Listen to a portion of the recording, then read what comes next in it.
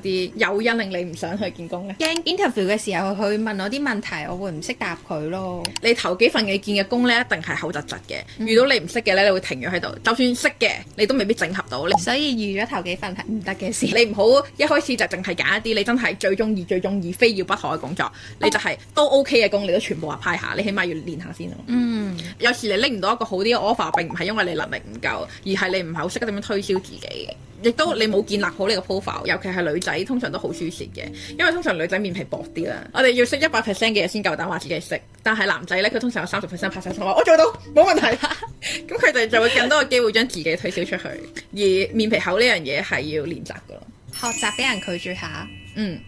一個問題之所以會令你措手不及呢，就其實係因為呢一個係你行業裏邊唔係好熟悉嘅領域，你其實係要花時間鑽研一下點樣答佢呢啲問題，佢會俾咗啲好具體嘅方向你。